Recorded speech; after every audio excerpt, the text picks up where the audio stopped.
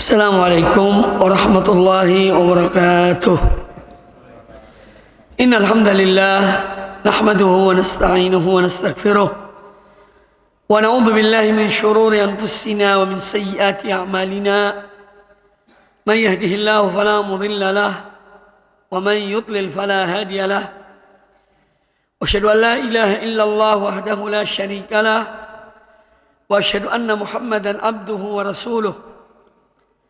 Ya ayyuhalladzina amanu taqullaha haqqa tuqatih wa la tamutunna illa wa antum muslimun. Ya ayyuhan nasu taqu rabbakumul ladzi khalaqakum min nafsin wahidah wa khalaqa minha zawjaha wa batha minhuma rijalan katsiran wa nisaa'a wattaqullaha alladzi tasaaluna bihi wal arham innallaha kana 'alaikum raqiba. Ya ayyuhalladzina amanu taqullaha wa qulu qawlan sadida يصلح لكم أعمالكم ويغفر لكم ذنوبكم ومن يطع الله ورسوله فقد فاز فوزا عظيما. أما بعد, kaum muslimin dan kaum muslimat pada jamaah salat subuh di Masjid Al-Ikhlas, semoga senantiasa dirahmati Allah Subhanahu wa taala. Alhamdulillah, pada kesempatan yang baik ini Allah pertemukan kembali kita di dalam majelis yang mulia ini, dan semoga Allah menerima semua amal-amal ibadah kita, karena harapan seorang hamba yang beriman kepada Allah dan Rasulnya, harapannya ketika dia melakukan ibadah kepada Allah Ta'ala adalah supaya Allah menerima amal ibadahnya, dan Allah hanya menerima dari orang-orang yang bertakwa. Innama yataqabbalullahu minal muttaqin. Allah Ta'ala berfirman, sesungguhnya Allah menerima hanya dari orang-orang yang bertakwa. Maka dari itu, hendaknya di dalam kita mengerjakan perintah-perintah Allah, dalam menjauhi larangan-larangan Allah, didasari oleh ketakwaan kepada Allah Ta'ala. Kita dasari niat amal kita karena Allah Subhanahu wa Ta'ala, yaitu ikhlas, dan yang kedua adalah karena takut atau bertakwa kepada Allah Subhanahu wa taala. Pada kesempatan yang baik ini insyaallah taala saya akan mengupas tentang satu masalah penting dalam kehidupan seorang mukmin di dunia ini, apalagi kita menjelang bulan Ramadan, ya, bulan yang penuh dengan rahmat, penuh dengan karunia Allah, pahala Allah Subhanahu wa taala, yaitu tentang at-taubah, bertaubat. Bagaimanapun manusia adalah sebagai hamba-hamba Allah yang tentu banyak berbuat dosa, banyak berbuat maksiat kepada Allah Subhanahu wa taala. Sebagaimana sabda Nabi sallallahu alaihi wasallam, "Kullu bani Adama khata'un wa khairul khata'in at-tawwabun." Setiap bani Adam ini adalah banyak berbuat kesalahan, banyak berbuat dosa. Wa khairut khata'in at-tawwabun, dan sebaik-baik orang yang banyak berbuat kesalahan, yang banyak berbuat dosa adalah orang yang banyak bertaubat, yaitu kembali kepada Allah Subhanahu wa taala. Maka taubat dalam pandangan para ulama, sebagaimana dikatakan oleh Imam An-Nawawi rahimahullah taala dalam kitabnya, misalnya kitab Riyadhus Shalihin, dalam bab taubat beliau menyebutkan bahwa qala ulama, para ulama berkata, at-taubatu wajibun min kulli dzambin.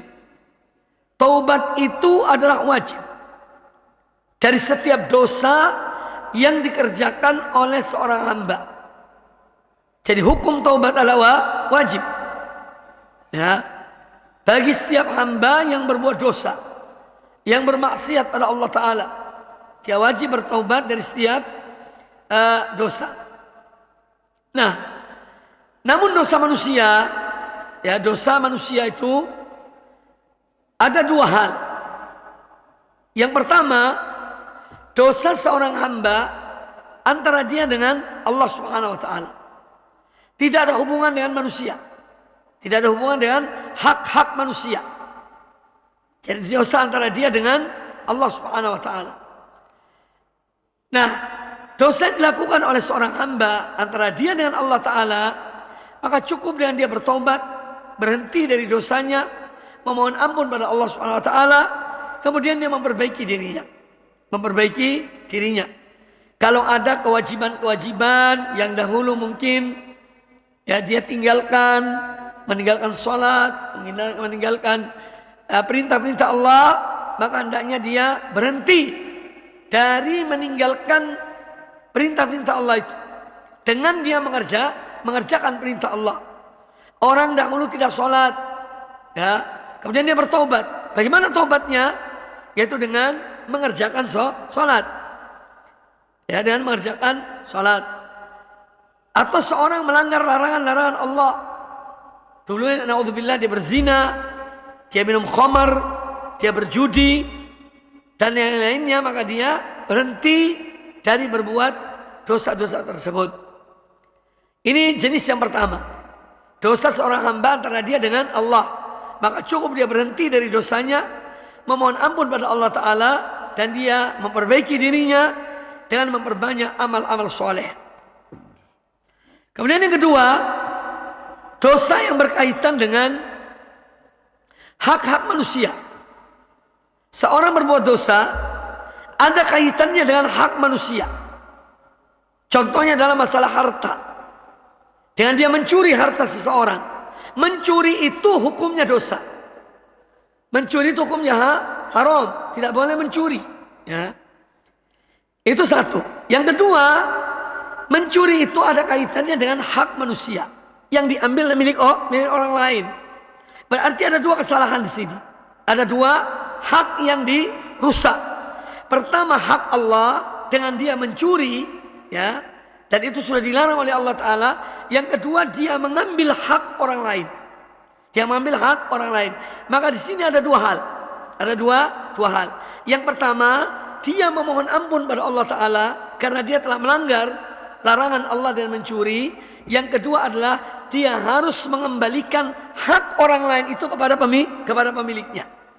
Jadi kalau dosa itu berkaitan dengan hak antar manusia, maka pertama dia bertobat pada Allah, yang kedua dia mengembalikan hak orang itu.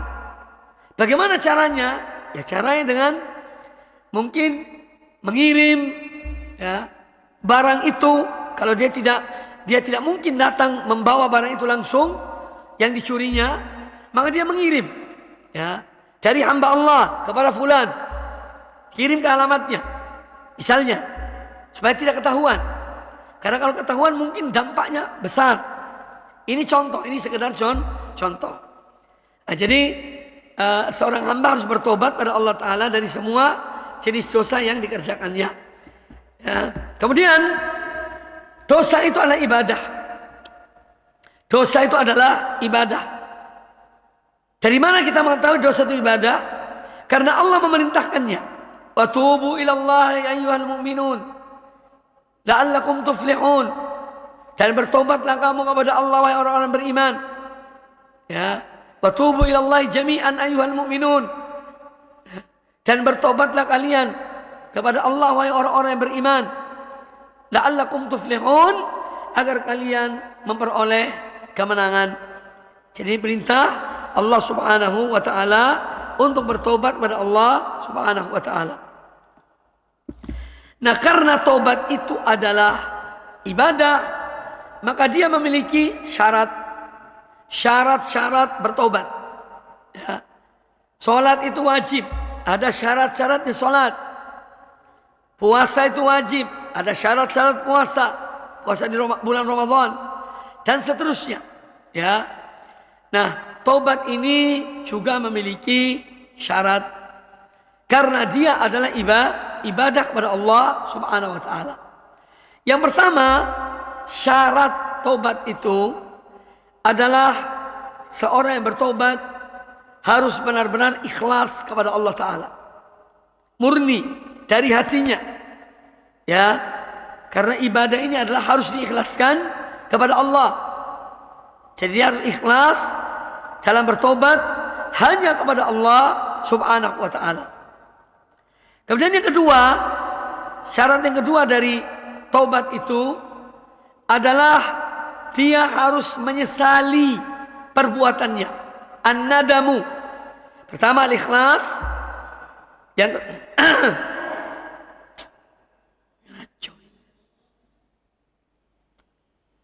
Afwan, tak bisa ceramah kayak gini ini. Kita ngomong, ada yang ngomong. Ada adab majlisnya. Kita menyampaikan hadis-hadis Rasulullah SAW. Al-Imam Malik rahimahullah ta'ala pernah disengat kala jengking ketika beliau menyampaikan hadis Nabi SAW.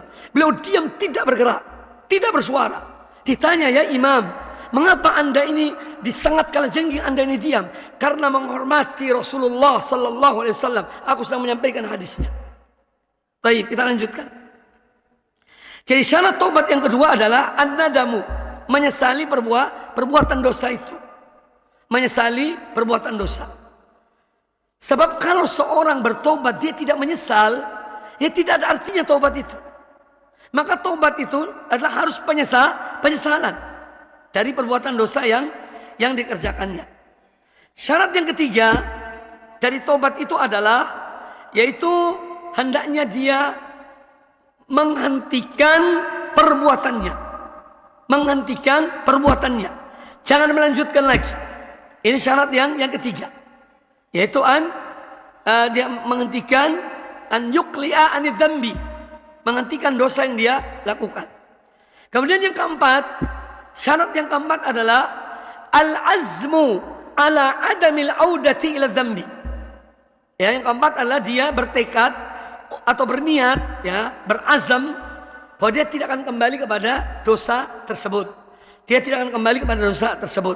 Ini yang keempat. Yang kelima, jika dosa itu berkaitan dengan hak manusia, maka harus dikembalikan kepada orangnya, kepada pemiliknya. Seperti yang saya sebutkan tadi. Ya, seperti yang saya sebutkan tadi. Jadi ini 5 syarat taubat.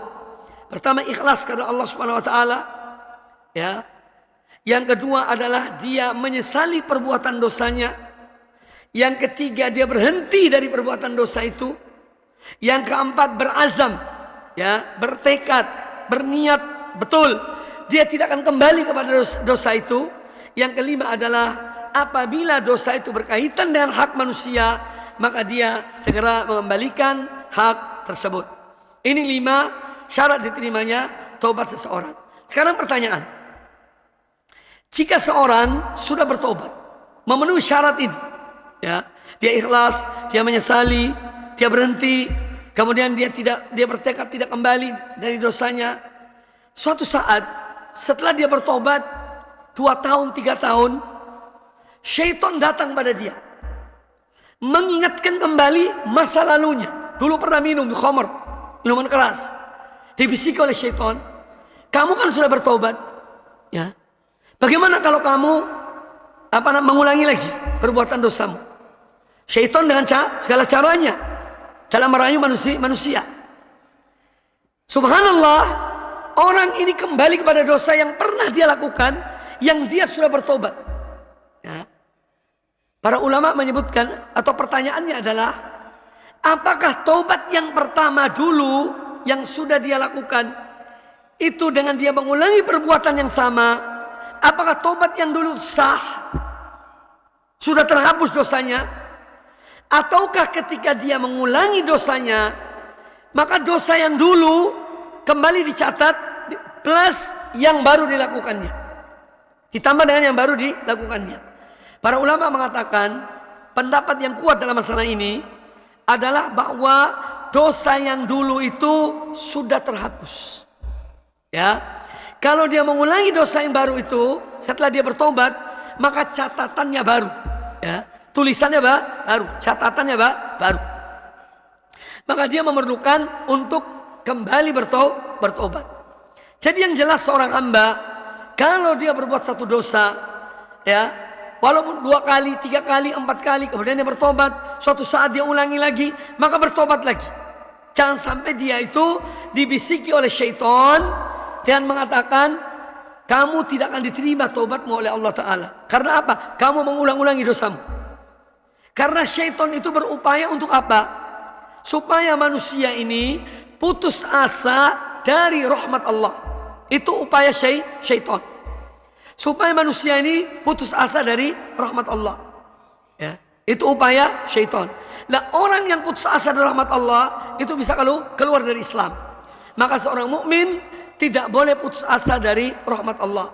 Ya, dia tetap walaupun dia banyak berbuat dosa, tetap dia berharap, ya, dan dia mohon ampun pada Allah dan berharap akan ampunan Allah Subhanahu wa taala.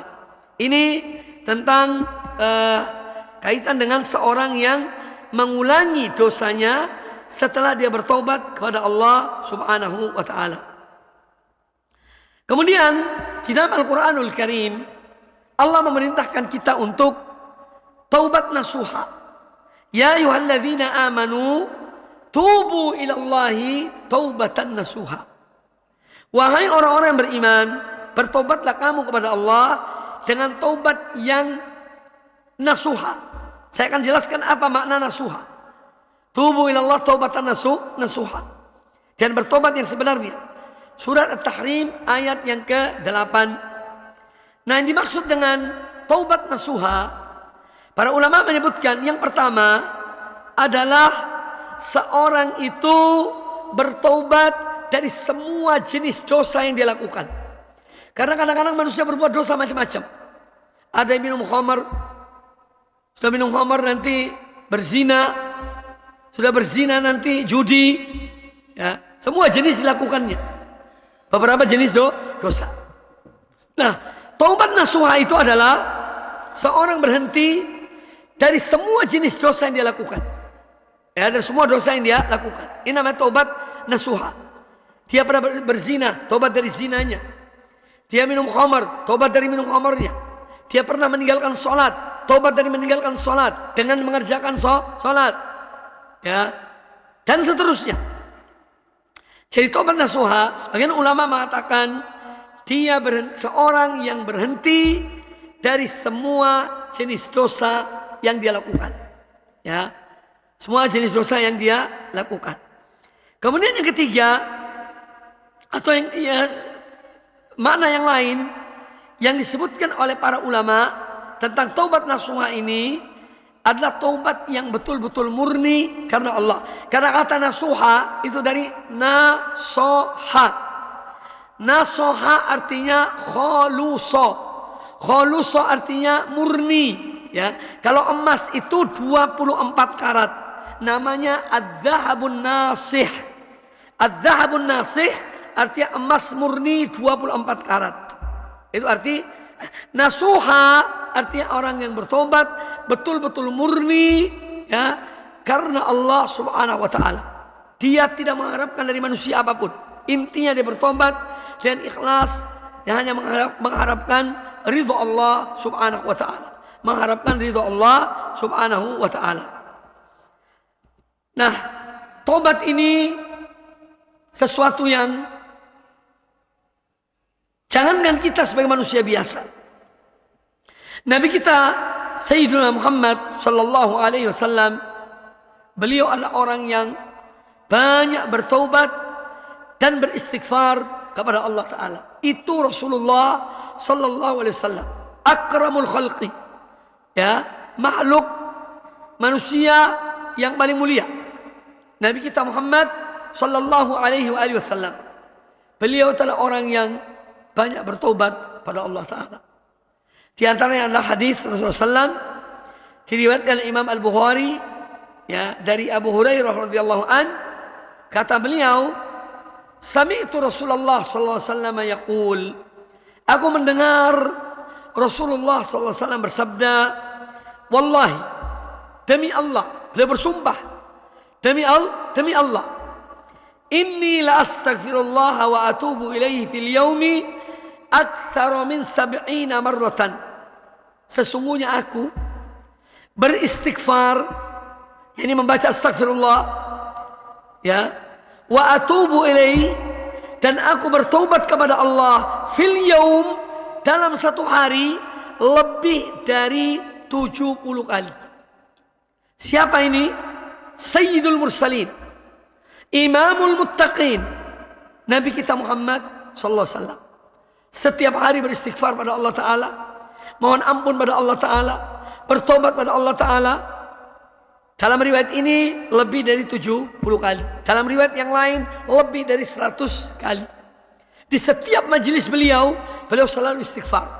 Selalu istighfar, minta ampun kepada Allah Subhanahu wa ta'ala. Nah, apalagi kita sebagai hamba-hamba Allah, manusia biasa yang banyak berbuat dosa, banyak berbuat maksiat, kita sadari atau tidak, ya, sengaja atau tidak. Dan tentu kita harus lebih banyak mohon ampun kepada Allah Subhanahu wa ta'ala. Istighfar itu artinya apa? Talabul maghfirah. Istighfar itu artinya memohon ampun kepada Allah Subhanahu wa ta'ala. Istighfar memohon ampun kepada Allah Subhanahu wa ta'ala. Nah, orang yang dia banyak mohon ampun kepada Allah ta'ala, Allah akan mengampuni dosanya. Karena Allah ta'ala berfirman dalam surat Az-Zumar ayat yang ke-53, ya, qul ya ibadiyalladzina asrafu ala anfusihim la taqnatu min rahmatillah innallaha yaghfirudz dzunuba jami'an.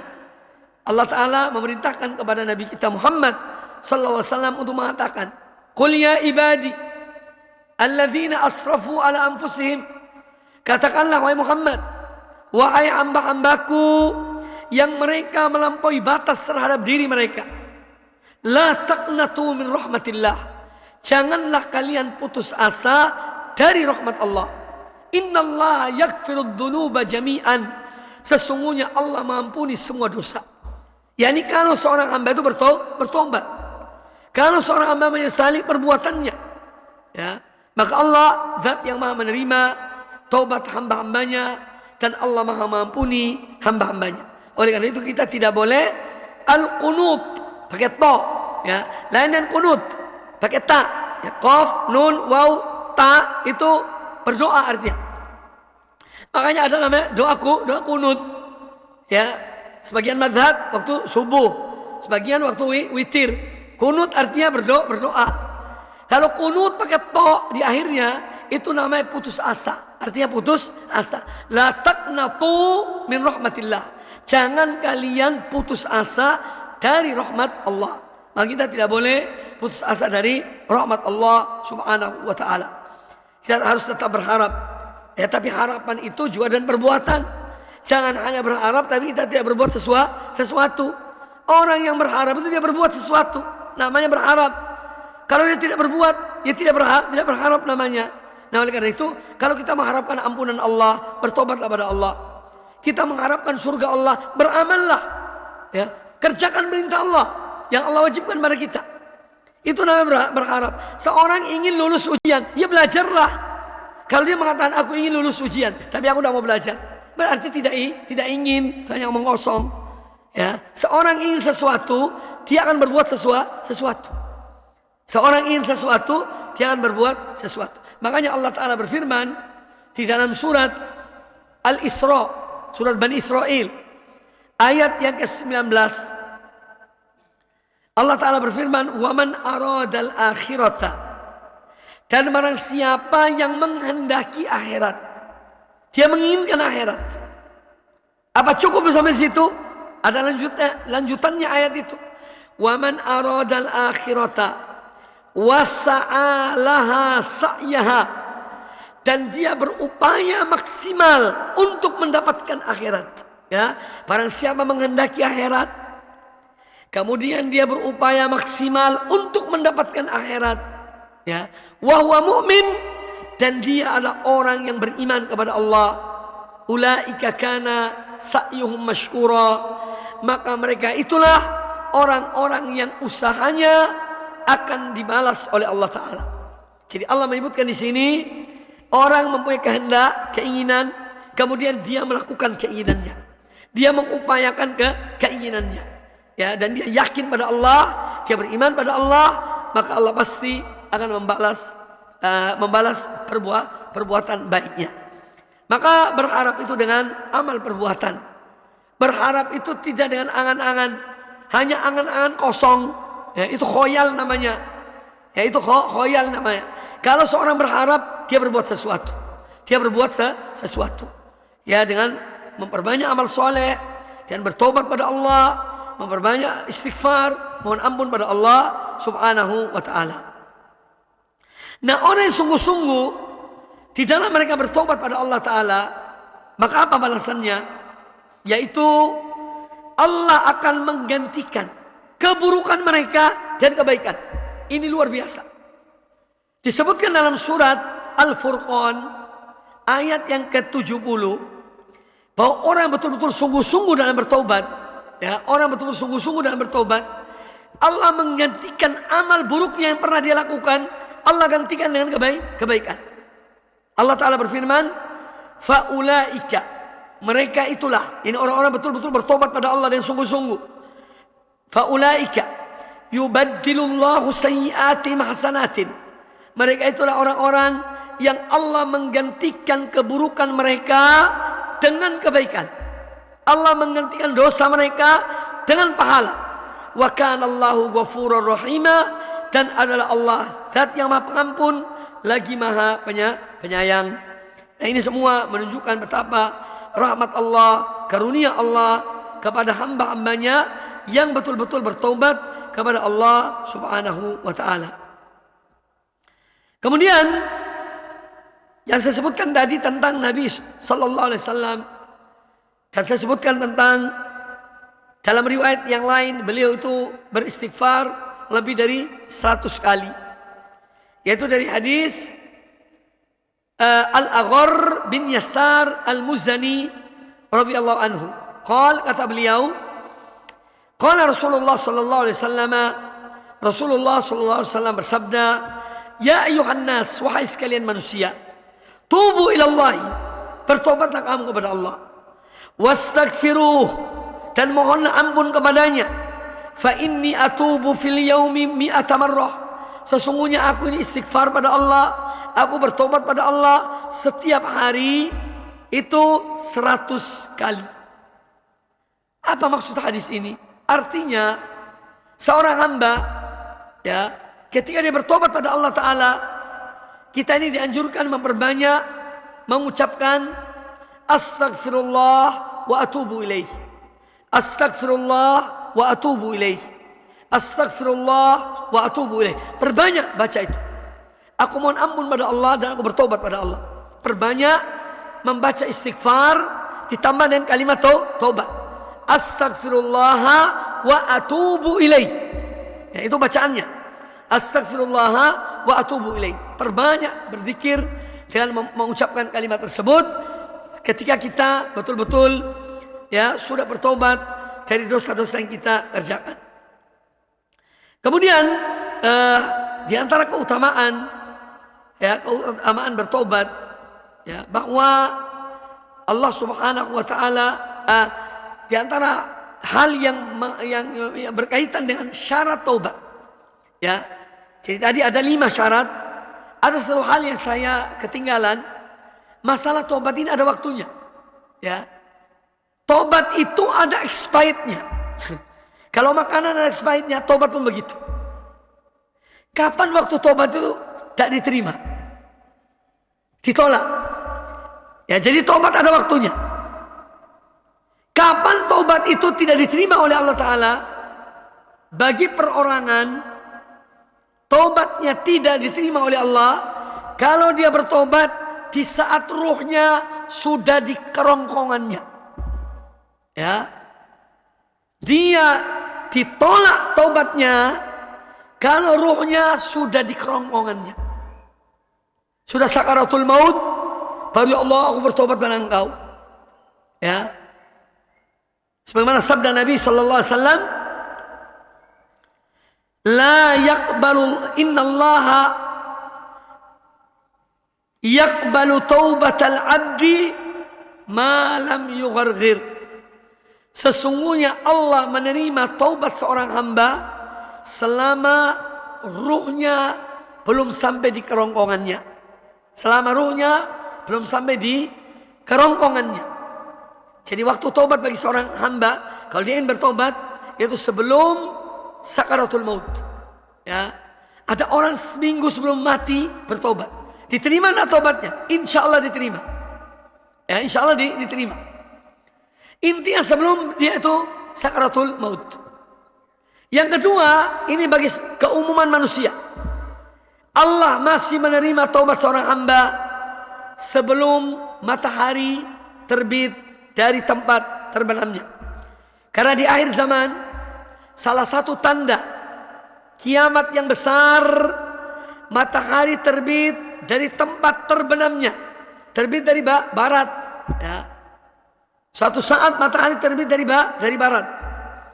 Kalau matahari sudah terbit dari barat, maka orang yang melihat kejadian itu, kemudian dia beriman pada Allah, dia bertobat pada Allah, maka tobatnya tidak diterima oleh Allah Ta'ala. Tobatnya tidak diterima oleh Allah Ta'ala. Jadi waktu tobat ada dua, perorangan, ya, pribadi masing-masing, itu sebelum sakaratul maut, tobatnya diterima. Kalau dalam keadaan sakaratul maut bertobat, tobatnya ditolak. Karena itu tobat yang terpaksa, bukan dari hatinya, tapi karena terpaksa, tidak ada jalan lagi kecuali tobat. Makanya ditolak oleh Allah Ta'ala. Ya, sebagaimana tobatnya sahabat Fir'aun. Fir'aun itu bertobat kapan? Ketika akan tenggelam. Ya. Ketika akan tenggelam, kematian berada di depan matanya, baru dia bertobat. Makanya Allah mengatakan, al-an, kok sekarang kamu bertobat? Ya.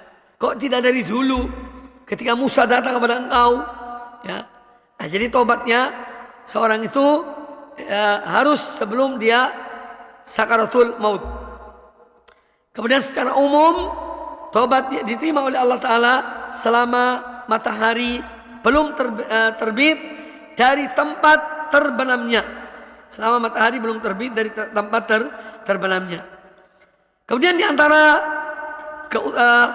membuktikan bahwa Allah Subhanahu Wa Ta'ala Zat yang Maha Pengampun, menerima yakni dosa orang-orang yang berdosa kalau dia bertobat pada Allah Ta'ala. Itu diantaranya adalah hadis Rasulullah Sallallahu Alaihi Wasallam tentang seorang yang membunuh 100 jiwa. Pembunuhan ini dosa terbesar sesudah syirik. Membunuh dosa terbesar sesudah syirik. Ya. Kalau syirik ini dosa yang paling besar. Di bawah dosa syirik ini adalah dosa membunuh. Ya. Bahwa membunuh adalah suatu hal yang amat besar. Seorang yang pernah membunuh 100 orang. Ya. Kemudian dia datang kepada, dia membunuh 99 orang. Dia datang kepada seorang ahli ibadah. Orang ahli ibadah, orang Nasrani, ahli ibadah. Ar-Rahib. Nama Rahib. Ahli ibadah. Kata dia, saya ini sudah membunuh 99 jiwa. Ya. Apakah ada tobat bagi aku? Ya. Maka kata orang ahli ibadah itu bahwa la, tidak ada tobat bagimu. Maka dipenggal orang itu, ya, sehingga menjadi 100 orang dia bunuh. Kemudian dia mencari orang alim. Ini bedanya orang ahli ibadah, kurang ilmunya, dan orang berilmu.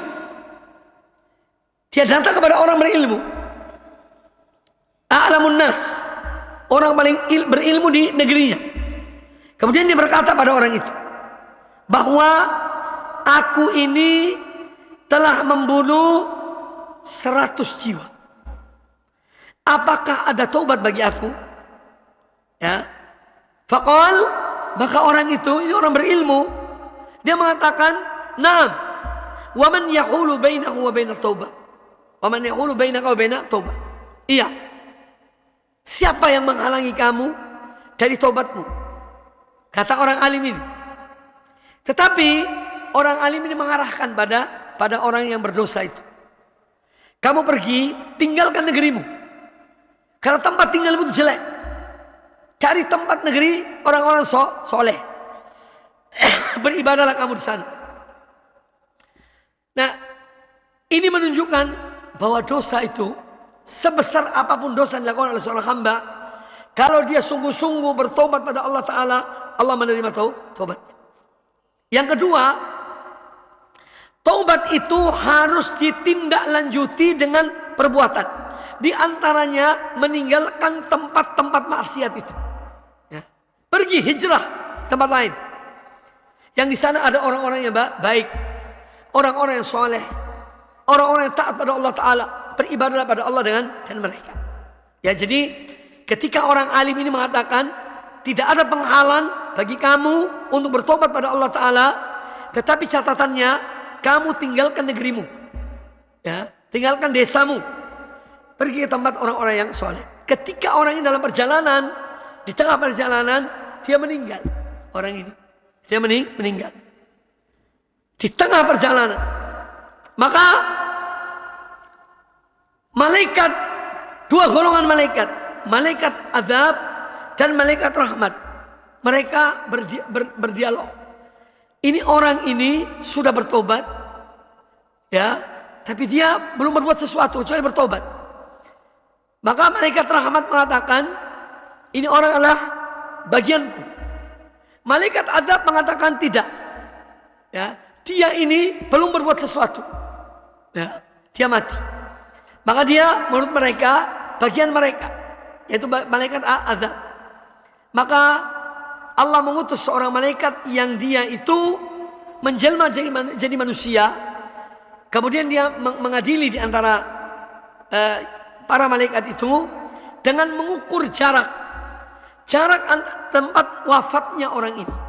Kalau lebih mendekat kepada negeri yang dia tuju, negeri dia bertobat, maka dia dimasuki orang-orang yang telah bertobat. Kalau jaraknya masih lebih dekat dengan negeri yang dia lakukan maksiat di situ, maka dihukumi dengan yang di negeri sebelumnya. Setelah diukur oleh para malaikat, ternyata dia lebih mendekat kepada negeri tempat tujuannya. Maka dihukumilah dia, Allah mampuni dosanya, Allah menerima taubatnya.